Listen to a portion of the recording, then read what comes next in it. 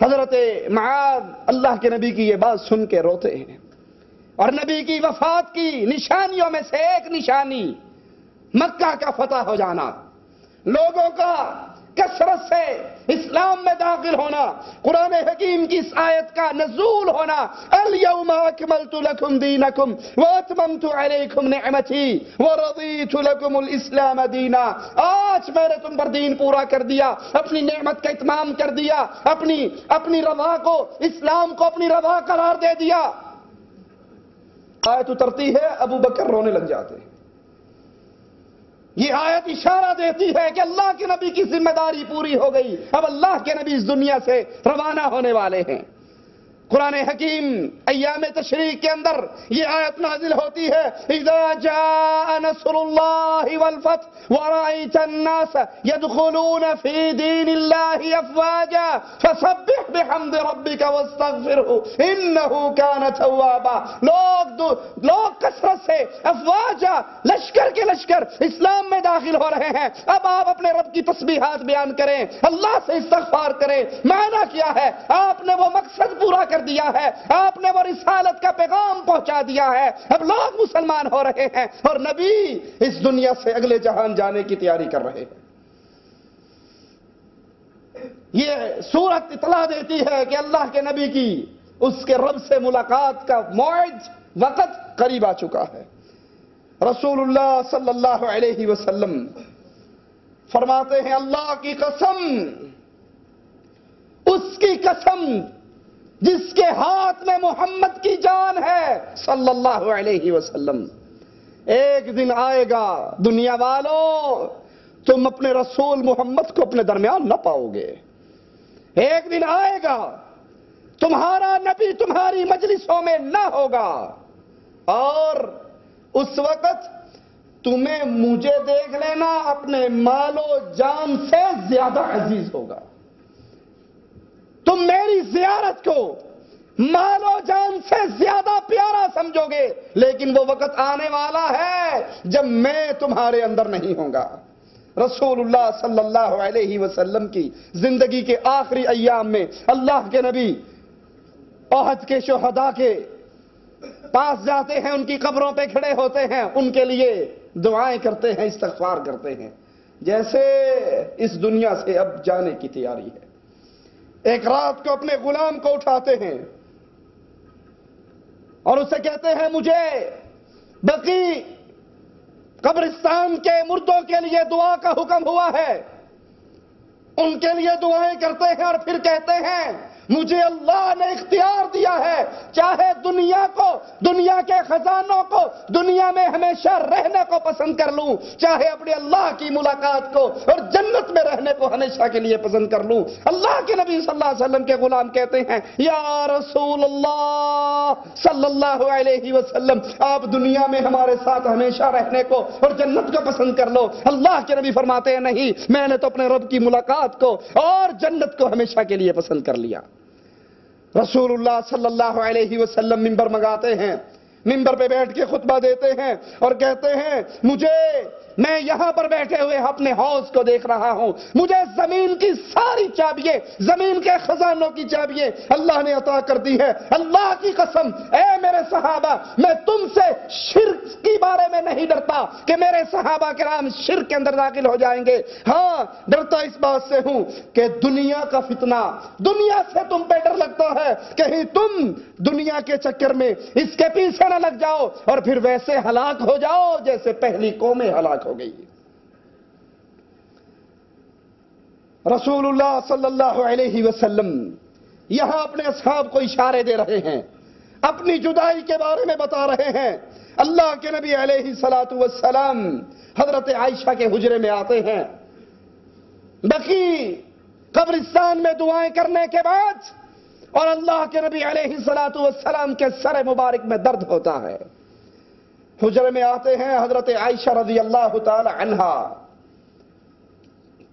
ان کے سر میں بھی درد ہے۔ اللہ کے نبی فرماتے ہیں، وارأسا، عائشہ کہتی ہے وارأسا، اللہ کے نبی کہتے ہیں، نہیں عائشہ، بل وارأسا، بلکہ میرے سر کے اندر شدید درد ہے۔ یہاں سے اللہ کے نبی کی آخری بیماری کا آغاز ہوتا ہے، وہ بیماری جس کے بعد میرے نبی کو شفا نہیں ملی، بلکہ نبی اس دنیا کو چھوڑ کر اپنے اللہ کی جنتوں کی طرف روانہ ہو گئے۔ حضرت عائشہ کا دل رکھنے کے لیے کہتے ہیں، عائشہ تجھے کیا ہے؟ اگر تو میرے پہلے مر بھی جائے میں تجھے کفناؤں گا، میں نہلاؤں گا، میں تیرا جنازہ پڑھوں گا۔ عائشہ رضی اللہ تعالی عنہا فرماتی ہیں، اگر میرے اختیار میں ہو تو اللہ کے نبی میں مر جاؤں۔ یہاں سے اس مسئلے کا بھی رد ثابت ہوتا ہے جو ہمارے معاشرے کے اندر کہ ادھر بیوی مرتی ہے، خامن کو اس کا منہ بھی دیکھنے نہیں دیتے، کہتے ہیں نکاح ٹوٹ گیا ہے، اب نہ وہ اسے دیکھ سکتا ہے نہ اس کی شکل دیکھ سکتا ہے۔ اللہ کے نبی تو اپنے بیوی سے کہہ رہے ہیں کہ اگر کیا ہوا اگر تو میری زندگی میں مر جائے گی، میں تجھے غسل دوں گا، میں تجھے کفن دوں گا، میں تیرا جنازہ پڑھوں گا۔ رسول اللہ صلی اللہ علیہ وسلم کی یہ بیماری 13 یا 14 دن تک رہتی ہے، اور اللہ کے نبی علیہ السلام ایک ایک بیوی سے سوال کرتے ہیں، میری باری کہاں ہے، میں کس کے گھر میں ہوں، میں کس کے گھر میں ہوں۔ تمام بیوییں، تمام اللہ کے نبی کی ازواج مطہرات آپ کو خوشی سے اجازت دیتی ہے کہ آپ عائشہ رضی اللہ تعالی عنہا کے گھر میں قیام کر لیں، اور یہ بات دلیل ہے کہ اللہ کے نبی کو کائنات میں تمام مخلوق کے اندر سب سے زیادہ محبت عائشہ سے تھی رضی اللہ تعالی عنہا۔ جتنی محبت اللہ کے نبی کو عائشہ سے تھی اتنی کسی اور سے، اسی لیے سوال کرنے والے کو کہا تھا کہ مجھے سب سے زیادہ محبت عائشہ سے ہے۔ سائل کہتا تھا مردوں میں کس سے ہے؟ کہا عائشہ کے باپ سے ہے۔ حضرت عائشہ کو کہتے ہیں رسول اللہ صلی اللہ علیہ وسلم کہ عائشہ ہر نبی کو اللہ نے اختیار دیا ہے، چاہے دنیا میں رہے، چاہے جنت میں اللہ کی ملاقات کے لیے آ جائے، جنت کا مہمان بن جائے۔ حضرت عائشہ کہتی ہیں اللہ کے نبی پھر آپ ہمیں اور دنیا میں رہنے کو پسند فرما لو۔ کہا نہیں، بلکہ میں اپنے اللہ کی ملاقات کو پسند کرتا ہوں، میں جنت میں جانے کو پسند کرتا ہوں۔ بل الرفیق الاعلی، اب تو اس اللہ کی ملاقات کو جی چاہتا ہے۔ اللہ کے نبی صلی اللہ علیہ وسلم پر بیماری بڑا شدید حملہ کرتی ہے۔ آپ کی درجات کی بلندی کے لیے حضرت عائشہ رضی اللہ تعالی عنہا فرماتی ہیں، میں جب اللہ کے نبی کی بیماری کو دیکھتی میں یہ سمجھا کرتی تھی کہ موت کی تکلیف برے آدمی پر ہوتی ہے۔ میں نے جب اپنے رسول کی بیماری کی اور موت کے آخری لمحات کو دیکھا میں یہ کہنا چھوڑ گئی اللہ کے نبی علیہ السلام پر بیماری عام انسانوں کی نسبت زیادہ آتی، زیادہ شدت سے آتی۔ ابو بکر صدیق رضی اللہ عنہ وارضا انصار کی ایک جماعت کے پاس سے گزرے، انصاری صحابہ اللہ کے نبی علیہ السلام کی مجلس کو، آپ کی محفلوں کو یاد کر کے رو رہے۔ ابو بکر آئے رسول اللہ صلی اللہ علیہ وسلم کے پاس، آ کر اطلاع دی یا رسول اللہ صلی اللہ علیہ وسلم انصار آپ کو یاد کر کے رو رہے ہیں، آپ کی مجلس کے تذکرے کر کے رو رہے ہیں، آپ کی مجلس کو یاد کر کے رو رہے ہیں۔ رسول اللہ صلی اللہ علیہ وسلم حضرت علی اور حضرت فضل کے کندھوں پہ سہارا لے کر انصار کی مجلس والوں کو بلاتے ہیں، مسجد نبوی میں آتے ہیں، ممبر منگاتے ہیں، ممبر پہ بیٹھتے ہیں، اور آخری مرتبہ پھر ممبر پر اللہ کے نبی بیٹھے۔ اس کے بعد رسول اللہ صلی اللہ علیہ وسلم کو دوبارہ ممبر پہ بیٹھنا نصیب نہ ہوا۔ لوگوں نے اپنے نبی کو دیکھا، نبی نے اپنے صحابہ کو دیکھا، بیمار نبی، بیماریوں کے اندر گھرا ہوا رسول، علی اور فضل کے کندھوں پہ ہاتھ رکھ کر اللہ کے نبی جا رہے، اور اللہ کے نبی کی پاؤں کی انگلیاں مڑی ہوئی زمین پہ گھسٹتی ہوئی جا رہی۔ اللہ کے نبی بیماری سے اتنے کمزور ہو گئے کہ اپنے قدموں کے بل پر چل بھی نہیں سکتے۔ نبی اپنے صحابہ کو دیکھ رہے، صحابہ اپنے نبی کو دیکھ رہے، اور مسجد نبوی رونے کی آواز سے گونج رہی۔ رسول اللہ صلی اللہ علیہ وسلم مخاطب کر کے حقوق لوٹاتے ہیں، سب سے پہلے اپنی جان کو پیش کرتے ہیں، کہتے ہیں لوگو اگر میں نے کسی کا مال چھینا ہے تو میرا مال چھین لو،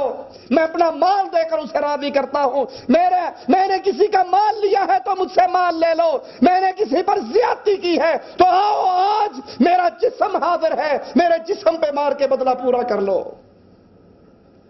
من كان له على اخيه مظلمة في ماله او عرضه، اگر کسی نے کسی بھائی کا مال چھینا ہے، اگر کسی نے کسی کی عزت پہ ہاتھ ڈالا ہے، کسی کو نقصان پہنچایا ہے، وہ دنیا میں اپنا سودا اس سے صاف کر لے اس دن کے آنے سے پہلے جس دن نہ کسی کے پاس مال ہوگا نہ درہم اور دینار ہوگا۔ اللہ کے رسول صلی اللہ علیہ وسلم سب سے پہلے اپنی جان کو پیش کرتے ہیں۔ اگر میں نے کسی کا مال لیا ہے تو میرا مال لے لو، میں نے کسی کو مارا ہے تو مجھے مار کے حساب برابر کر لو، قیامت کے دن مجھے نہ پکڑنا۔ صحابہ کی چیخیں بلند ہو رہی، حضرت عکاشہ کھڑے ہوتے ہیں، کہتے ہیں اللہ کے نبی علیہ الصلوۃ والسلام بدر کے میدان کے اندر صفے بناتے ہوئے آپ نے میرے پیٹ پر چھڑی ماری تھی، میرا بھی دل چاہتا ہے میں آج چھڑی مار کے حساب برابر کر لوں۔ صحابہ جو پہلے ہی اپنے نبی کی بیماری کے غم کے اندر پگھلے ہوئے عکاشہ کی یہ بات سن کر چیختے ہیں، ان کے رونے کی آواز اور بلند ہو جاتی ہے، غضبناک آنکھوں سے عکاشہ کو دیکھتے ہیں کہ یہ کیا کہہ رہا ہے۔ حضرت علی کھڑے ہو کر کہتے ہیں انا فی القصاص، اے عکاشہ بدلہ لینا ہے تو محمد کی بجائے مجھے مار کر حساب برابر کر لے، میں اپنے نبی کی جگہ پر بدلہ دینے کے لیے تیار ہوں۔ آپ کہتے ہیں نہیں علی بدلہ میں دوں گا، میں نے مارا تھا بدلہ میں دوں گا۔ عکاشہ کے ہاتھ میں چھڑی دی جاتی ہے، اللہ کے نبی صلی اللہ علیہ وسلم کے پیٹ پہ کپڑا ہے، آپ اٹھا لیتے ہیں،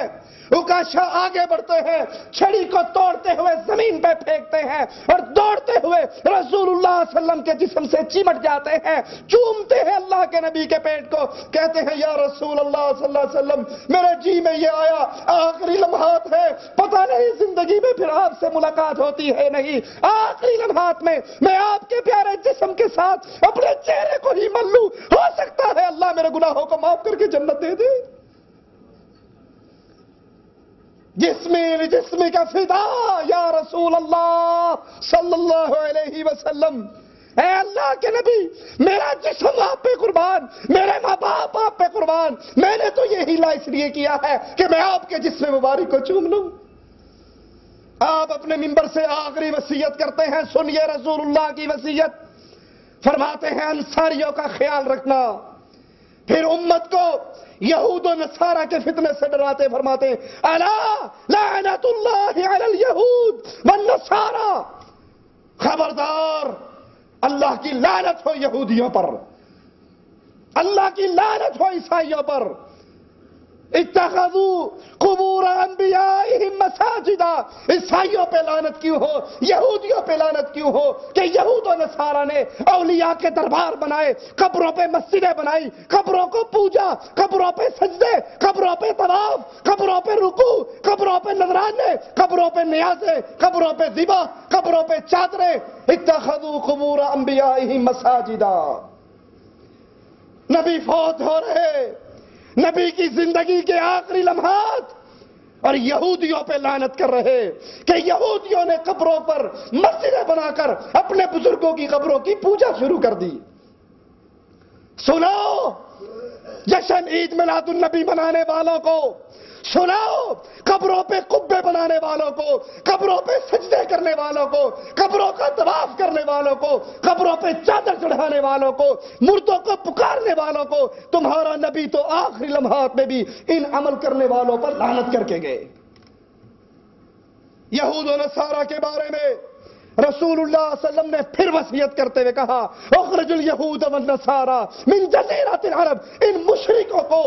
جزیرہ عرب کو ان سے پاک کر ڈالو، ان کو نکال دو۔ نبی کے منبر پہ آخری وصیتیں، نبی کی زندگی کے آخری لمحات، آخری مرہ، آخری مرتبہ منبر پہ بیٹھ کے آخری الفاظ کیا کہہ رہے؟ الصلاۃ الصلاۃ الصلاۃ، نماز نماز نماز کا خیال کرنا۔ سوچئے، اللہ کے لیے سوچئے، کیا ہم نے رسول اللہ صلی اللہ علیہ وسلم کی وصیت کو ضائع کر دیا یا سنبھال رکھا؟